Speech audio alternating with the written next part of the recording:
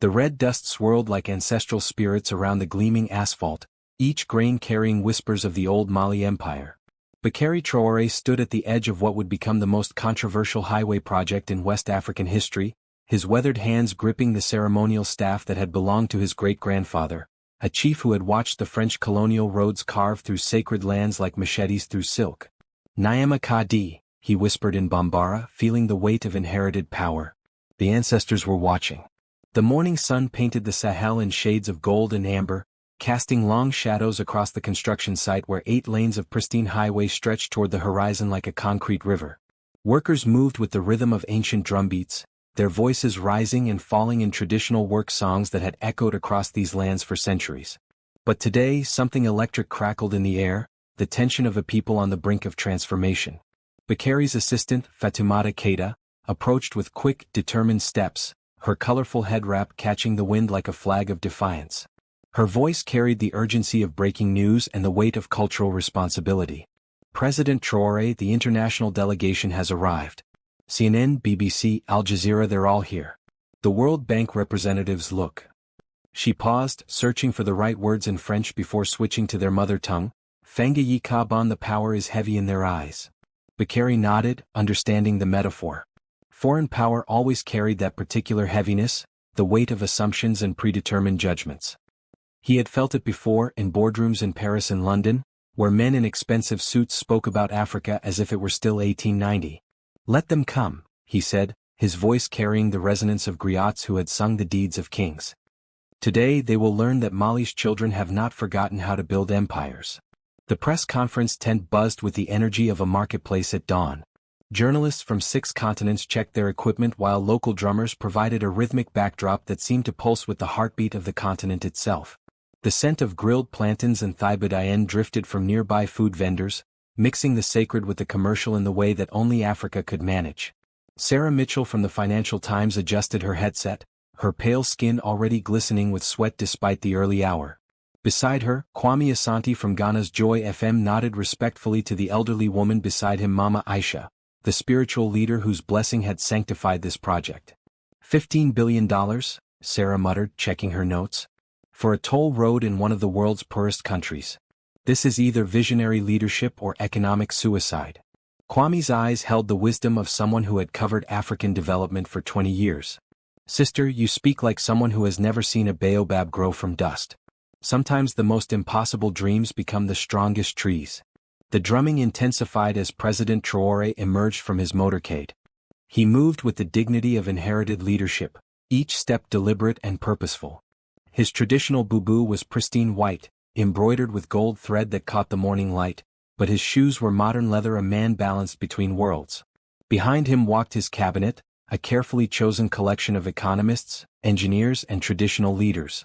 Dr. Aminata Touré, his Minister of Infrastructure, carried herself with the precision of someone who had earned her PhD from MIT while never forgetting her grandmother's lessons about the sacred geometry of traditional architecture. General Seko Kamare, scarred from the border conflicts of the previous decade, represented the military's commitment to protecting this bold vision. The cameras flashed like lightning as Traore approached the podium, but he paused first at the shrine where Mama Aisha had poured libations to the ancestors. He touched the earth, bringing his fingers to his forehead in the ancient gesture of respect. Barakallah, Mama Aisha whispered, her voice carrying across the gathering like wind through grain. May the ancestors guide your words, son of Mali. When Traore spoke, his voice carried the cadence of oral tradition, each word weighted with intention and meaning. He began in Bambara, the language of his fathers, then shifted to French for the international audience and finally to English for the global media. My brothers and sisters of Mali, children of the great Mansa Musa who once made gold so common in Cairo that its value crashed for a decade, today we reclaim our destiny. The local crowd erupted in cheers, but the international journalists leaned forward, sensing the gravity beneath the rhetoric. For 5 centuries, we have watched others build the roads that extracted our wealth: gold, salt, uranium and rare earth minerals. The French built railways to carry our resources to their ports.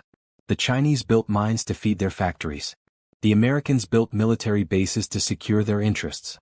His voice rose like a master griot building toward the climax of an epic tale.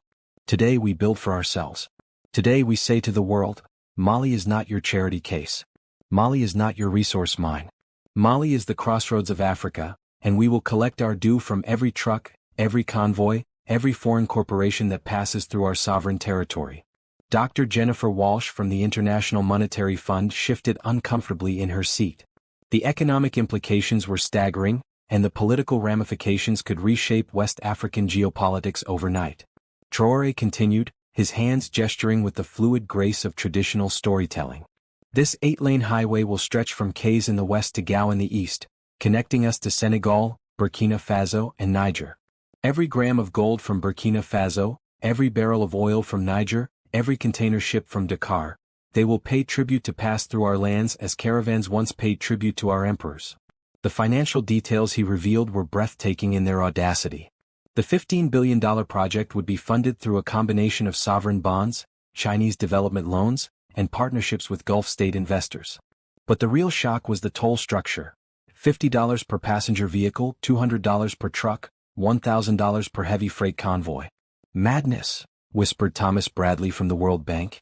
Those rates will cripple regional trade. But Kwame Asante was nodding slowly, understanding the deeper game being played. He's not just building a road, sister. He's building leverage, making Mali indispensable. The question and answer session crackled with tension like the air before a thunderstorm. Sarah Mitchell was first to her feet, her voice sharp with skepticism. Mr. President, those toll rates are among the highest in the world. How do you justify taxing some of the world's poorest populations to fund what critics are calling a vanity project? Traore's eyes flashed with the fire of justified anger, but his voice remained controlled, measured.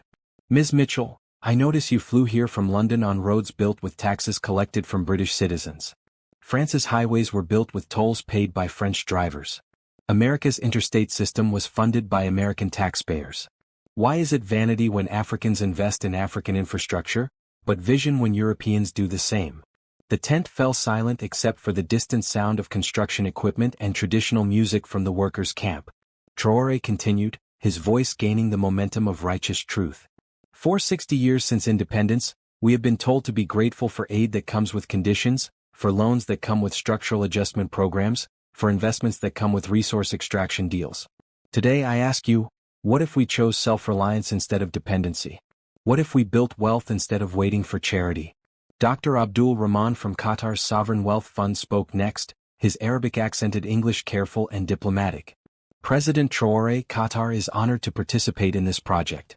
But the international community is concerned about debt sustainability. How does Mali plan to service these obligations? The question hung in the air like incense, heavy with implications. Traore walked away from the podium, his hands clasped behind his back, every eye following his movements.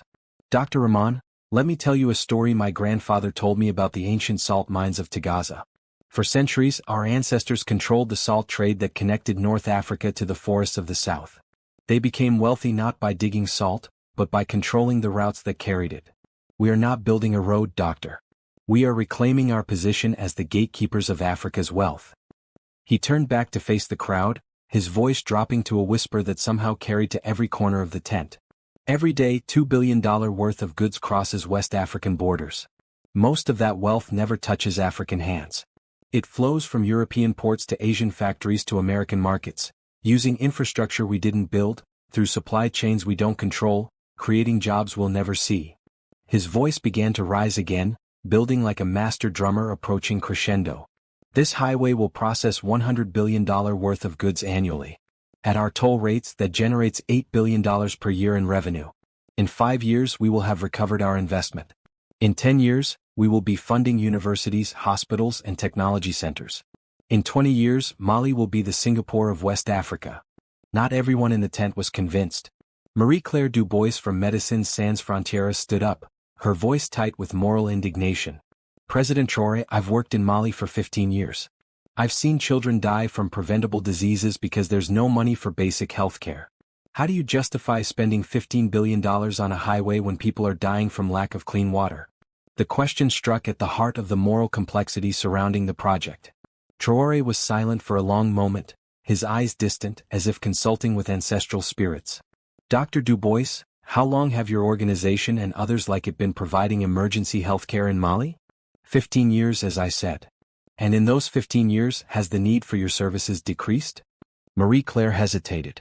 Well, no, but has dependency on foreign aid made us more self-sufficient or less? That's not the point. Doctor, that is precisely the point. Traore's voice carried the weight of accumulated frustration, centuries of being told what was best for his people by outsiders with good intentions. For 60 years, we have been the grateful recipients of charity. We have built economies based on aid dependency and resource extraction. And still our children die. He walked closer to her, his voice becoming conversational, almost intimate, but somehow this made it more powerful. What if, instead of being grateful for charity hospitals, we built an economy that could afford the best healthcare systems in the world? What if, instead of training our best doctors to emigrate to Europe, we created opportunities here that made them want to stay? The tent was completely silent now, the weight of the philosophical debate settling over everyone like dust after a windstorm. This highway will create 50,000 jobs during construction and 20,000 permanent positions afterward. It will generate tax revenue that will fund education, healthcare, and infrastructure for generations. Yes, the initial investment is enormous. Yes, the risks are significant. But doctor, what is the cost of remaining poor forever? General Seko Kamare stepped forward, his presence changing the energy in the room. His uniform bore the scars of actual combat, and his voice carried the authority of someone who had fought to defend his nation's sovereignty. Ladies and gentlemen of the international press, you ask about debt sustainability and economic risks. But you do not ask about the military significance of this project. The journalists perked up, sensing a different angle to the story.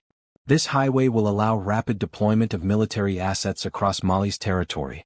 It will facilitate trade with our neighbors, strengthening regional partnerships. Most importantly, it will provide economic alternatives to the criminal networks that profit from instability. He paused, his eyes scanning the crowd with the intensity of someone accustomed to identifying threats.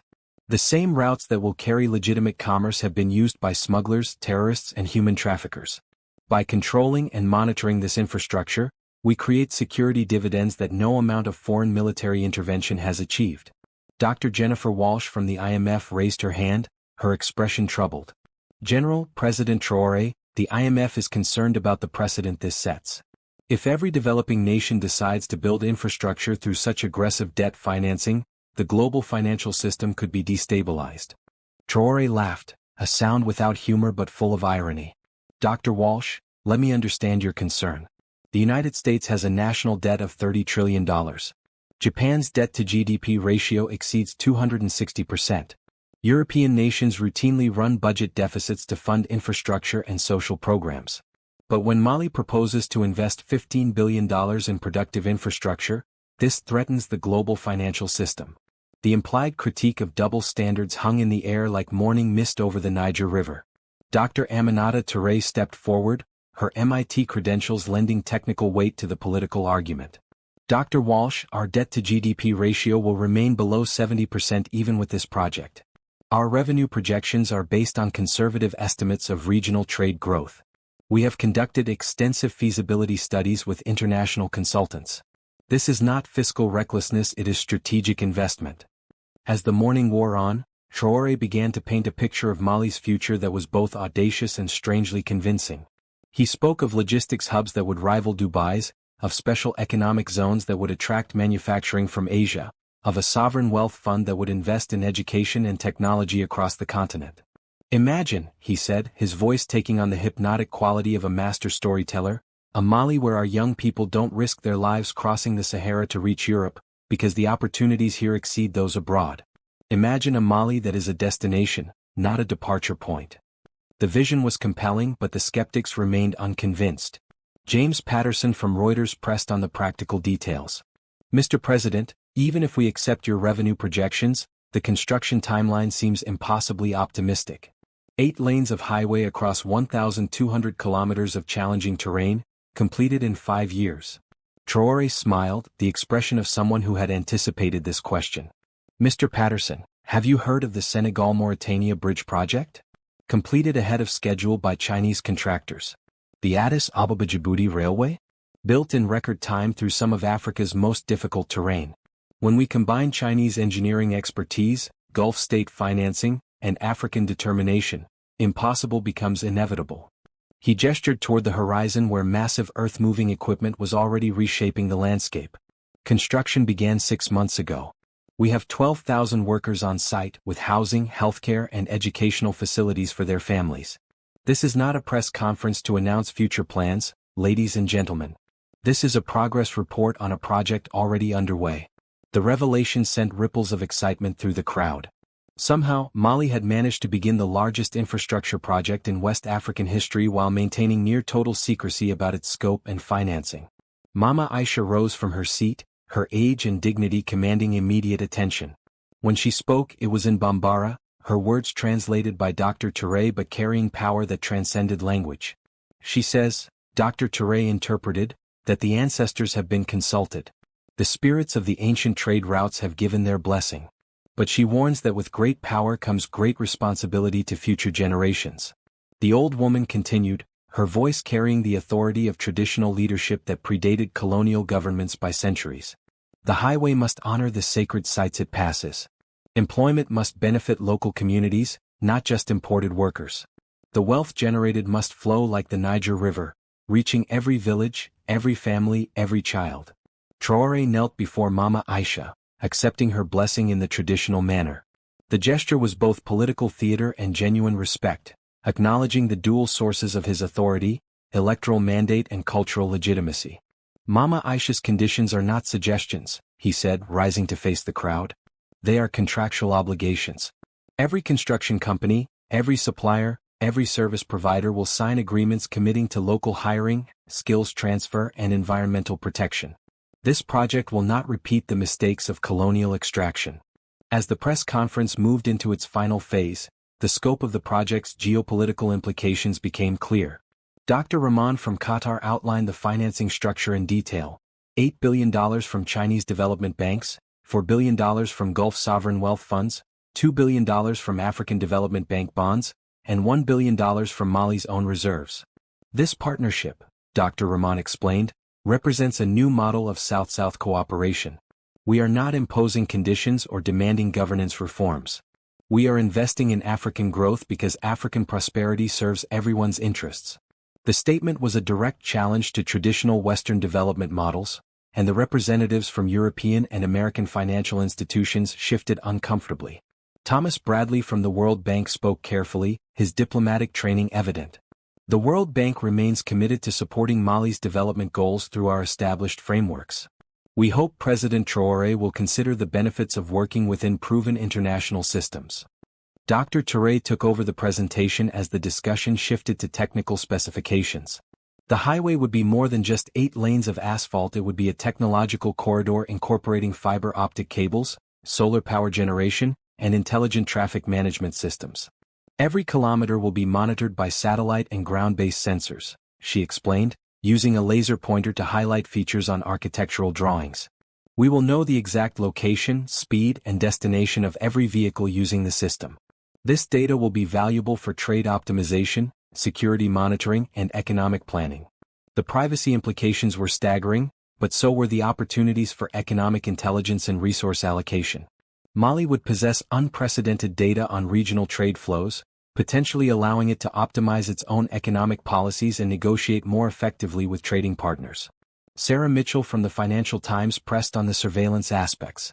Dr. Traore, this level of monitoring raises concerns about privacy and potential abuse of power. How will Mali prevent this system from becoming a tool of authoritarian control? Dr. Toure's response revealed the sophistication of the project's planning.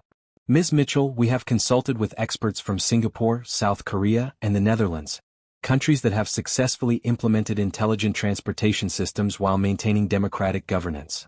Our data protection framework will exceed European Union standards. The environmental impact assessment had taken 2 years and involved consultants from 3 continents. Dr. Amadou Diallo, Mali's environment minister, presented findings that were both encouraging and concerning.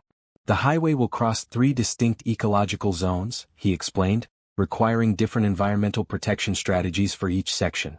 We have committed to achieving net positive environmental impact through reforestation, renewable energy integration, and wildlife corridor preservation. The commitment was ambitious to the point of seeming impossible, but the technical details were convincing. Solar panels integrated into the highway surface would generate more electricity than the system consumed. Elevated sections would allow wildlife migration patterns to continue undisturbed. Toll revenue would fund the largest reforestation program in West African history. By 2035, Dr. Diallo projected, this highway will have removed more carbon from the atmosphere than it generated during construction, while providing clean energy to surrounding communities and preserving biodiversity through active conservation programs. Not everyone present supported the project.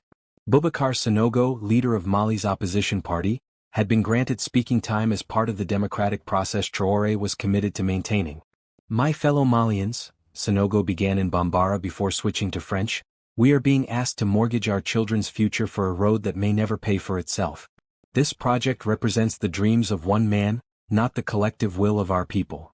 His critique was detailed and substantive, focusing on debt sustainability, environmental risks, and the opportunity cost of not investing in basic social services. The opposition had commissioned its own economic analysis, which painted a much more pessimistic picture of the project's prospects. $15 billion could build 300 hospitals, 1,500 schools, and provide clean water to every village in Mali. Instead, we are building a monument to presidential ambition that will burden our grandchildren with debt. The criticism stung because it contained elements of truth.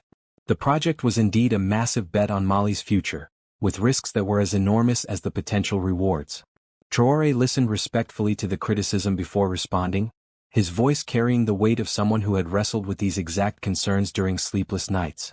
Boubacar, my brother, you speak of hospitals and schools as if they exist in isolation from economic growth. How do we staff those hospitals without creating opportunities for our medical graduates? How do we fund those schools without generating sustainable government revenue?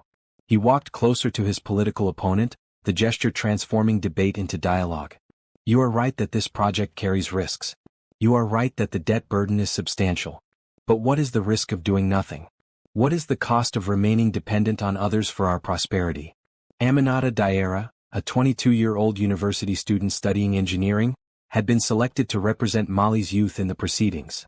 Her question cut to the heart of generational concerns about the project. President Traore, my generation will inherit both the benefits and the debts of this project. We've grown up watching our best and brightest leave for Europe and America because there are no opportunities here. How do we know this highway will change that pattern? Traore's response revealed the personal dimension of his motivation. Aminata, my daughter is your age.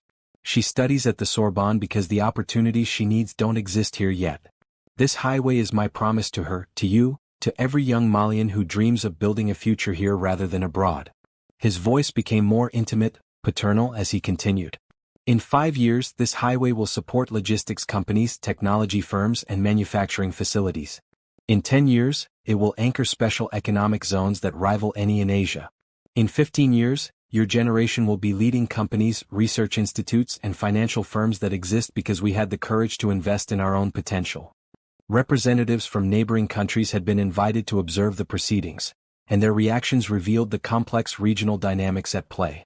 President Roch Marc Kabore of Burkina Faso spoke via video link, his measured words revealing both opportunity and concern. Mali's infrastructure development benefits the entire region, he acknowledged. But we must ensure that this project enhances regional integration rather than creating new dependencies. The diplomatic language barely concealed deeper anxieties about Mali's growing influence. If the highway succeeded, Mali would control critical trade routes that other countries depended on, potentially shifting regional power dynamics in unpredictable ways.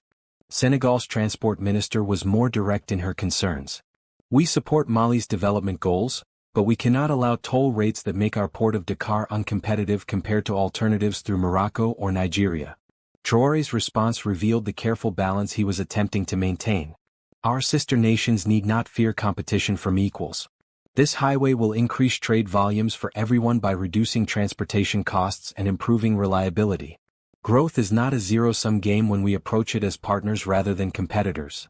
As the press conference drew to a close, Traore prepared to address the fundamental question that underlay all the technical discussions and political maneuvering: whether Mali had the right to determine its own development path, regardless of international opinion. Ladies and gentlemen, I want to close with a story from our history. In 1324, Mansa Musa embarked on his famous pilgrimage to Mecca, carrying so much gold that he disrupted the economies of every city he visited. The chroniclers of Cairo wrote that Mali's wealth was beyond their ability to measure or understand. His voice took on the cadence of the griots, the traditional storytellers who had preserved African history for centuries. For 2 centuries, Mali was the wealthiest nation on earth. Our universities in Timbuktu attracted scholars from Europe and Asia. Our trade networks connected 3 continents. Our gold backed the currencies of medieval Europe. The modern implications of the historical parallel were unmistakable. We are the descendants of those people. The same rivers flow through our lands. The same minerals lie beneath our soil. The same genius flows in our blood. The only thing that has changed is our willingness to dream at the scale of our ancestors. He paused, allowing the weight of history to settle over the gathering. This highway is not just infrastructure. It is a declaration that Mali refuses to accept poverty as our permanent condition. It is a statement that we will be partners, not clients, in the global economy. It is a promise that our children will inherit a nation worthy of our history. Thomas Bradley from the World Bank made one final attempt to discourage the project, his voice carrying the authority of institutional experience. President Traore, the World Bank has financed infrastructure projects across Africa for 6 decades. We've seen ambitious projects fail, leaving countries worse off than before. Are you truly prepared to risk Mali's economic future on a single massive bet? Traore's response came not as a politician defending policy, but as a leader explaining vision. Mr. Bradley, you speak of risk as if the status quo were safe. 40% of our young people are unemployed. 60% of our population lacks access to reliable electricity. Our brightest minds emigrate because we cannot provide opportunities worthy of their talents. How is maintaining this situation less risky than attempting to change it? He moved to the window of the tent, gazing out at the construction site where the highway was already taking shape. Yes, this project could fail. The debt burden could prove unsustainable. Regional conflicts could disrupt trade flows. Climate change could alter transportation patterns in ways we haven't anticipated. His voice dropped to a whisper that somehow carried across the entire gathering.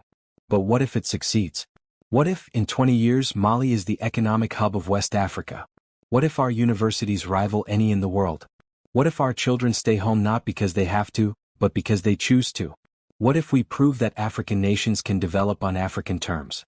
The questions hung in the air like morning mist over the Niger River, pregnant with possibility and fraught with risk. As the formal proceedings concluded, Mama Aisha rose once more, her ancient voice carrying the weight of ancestral authority.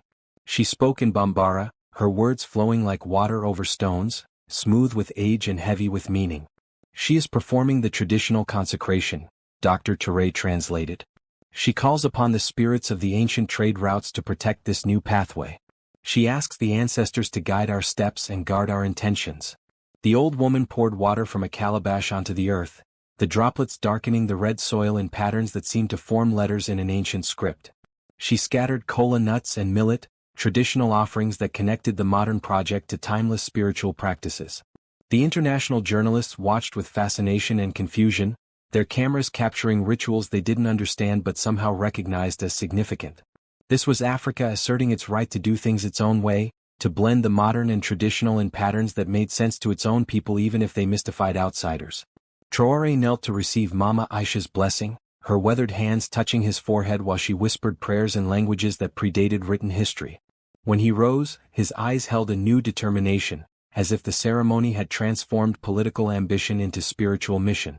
As the gathering dispersed, the international media began filing stories that would dominate global news cycles for weeks.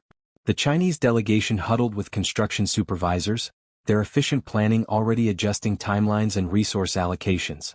Gulf state investors consulted with local bankers, their calculated risks hedged against regional stability assessments that stretched decades into the future. But it was the local response that would ultimately determine the project's success or failure. Workers sang traditional songs as they returned to construction sites, their voices carrying across the savannah like echoes of ancient empires. Children ran alongside the motorcades, their laughter mixing with dust and diesel fumes in the unique symphony of African development. Sarah Mitchell from the Financial Times stood at the edge of the construction site, her notebook filled with observations that would become tomorrow's headlines. Beside her, Kwame Asante from Joy FM watched the sunset paint the highway in shades of gold and amber. "What do you think?" she asked. "Visionary leadership or spectacular gamble?" Kwame was quiet for a long moment, his eyes following the straight line of asphalt that stretched toward the horizon like a promise made manifest. "Sister, in Africa, we know that every sunrise is both visionary and gamble. Tomorrow is never guaranteed, but it must always be imagined. The observation captured something essential about the project and the continent it was meant to transform.